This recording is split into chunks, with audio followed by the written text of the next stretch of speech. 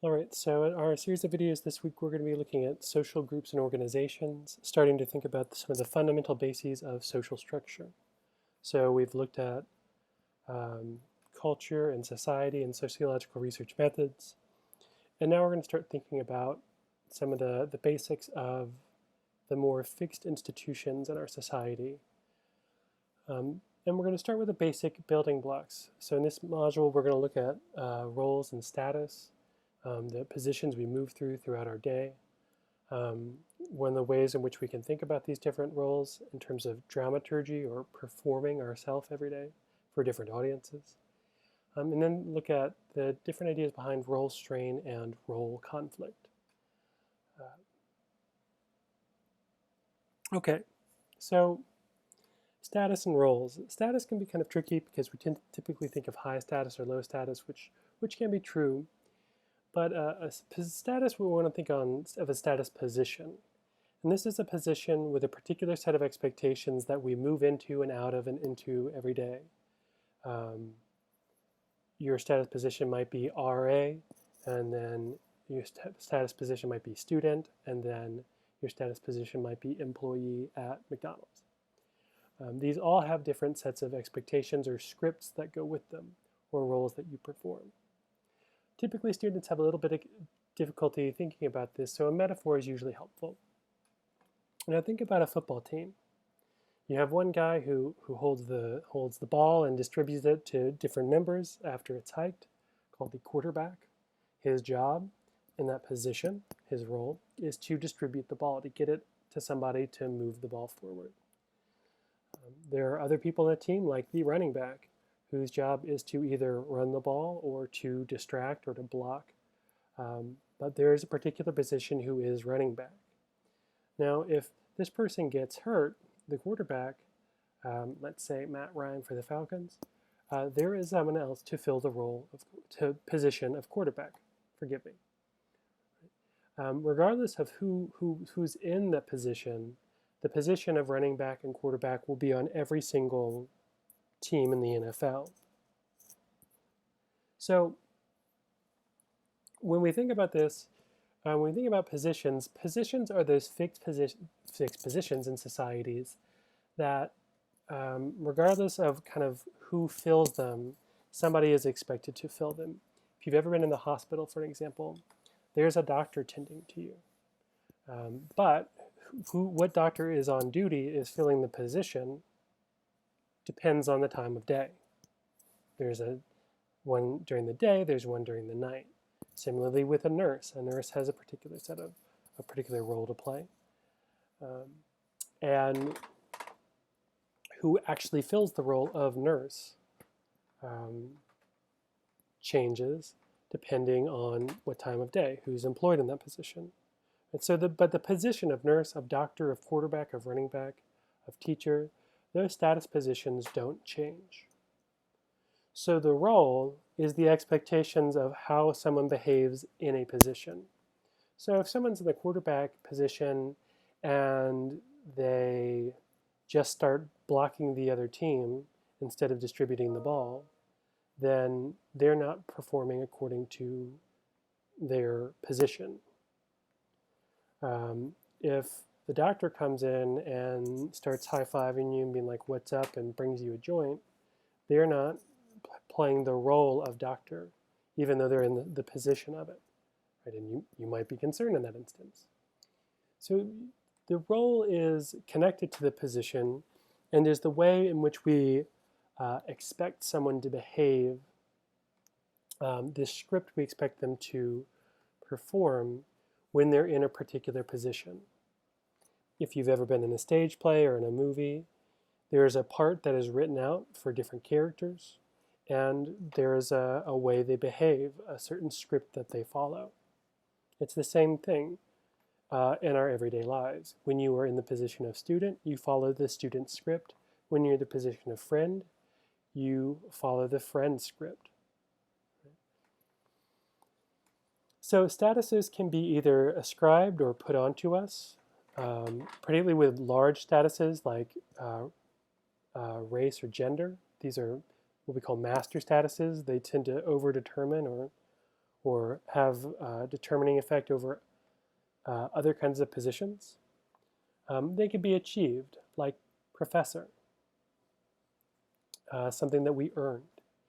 A great example of ascribed and achieved position is female professors are often challenged much more and seen as less legitimate than male professors. So the female status is a master status, and it has power over the achieved status of professor. They're seen as a woman before they are seen as a professor. One of the things we're going to think about is, what are 2 or more social status positions that you occupy throughout the day? And what is the role you play in that position? How do you play it? Think about me. If you ran into me at the store, for example, when you see me in class, or at least over Zoom, I play the role of professor. That's the position I'm in. And there's things you kind of expected me to do that. What would you do if I, showed up, I don't know, shirtless, or had a beer in my hand? How would you react to me breaking out of the role? How do you react when you see someone who fills that position, like a professor, somewhere else, at a bar or at a grocery store? What role do you play? We'll come back to that question, but think about, how do you behave, how do you achieve the role of student? How do you achieve the role of daughter or brother? And maybe how do these roles conflict when we're in a home remote learning environment? Something we'll discuss in class. All right, one way of looking at this is looking at it in terms of a play on a stage. So this is the view of dramaturgy. We've talked about this briefly before, but here each different position we fill is a particular, is like a role in a movie.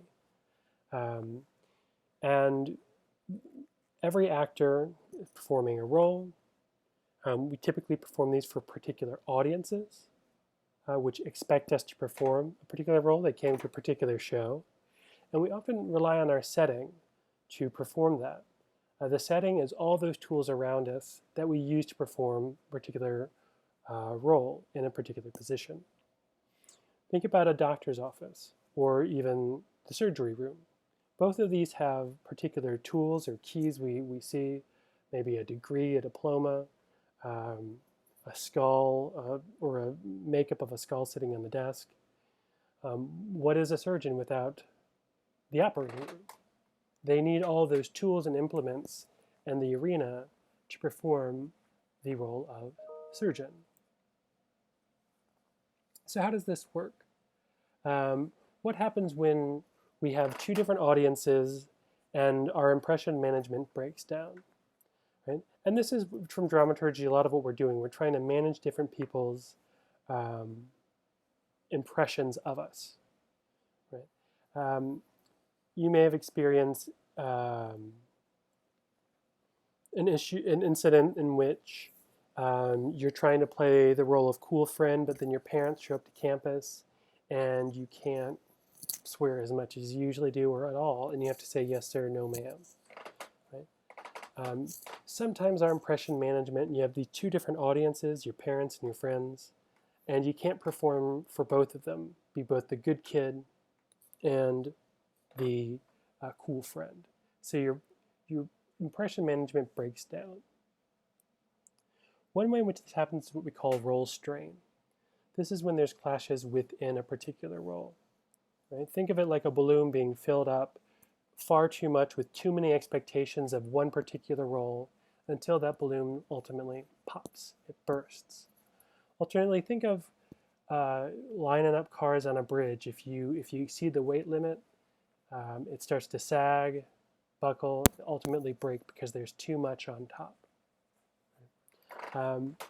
You may experience this, for example, in personal relationships. You have to both be, if you live together, you have to manage your house, household duties, at the same time seeing each other all the time, but also being romantic, while also being sexy.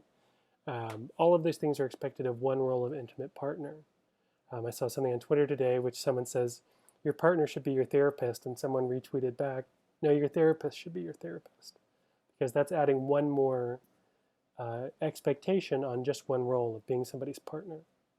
Student athletes, it's kind of a conjoined role, but often experience this because there are lots of expectations of both being a student. How does a student behave? They study, they read, they come to class, while also being an athlete. They practice, they practice, they practice. Part of what we'll think about is how do social media work to create kind of like role tools to help us perform our roles and to help us manage different audiences. All right.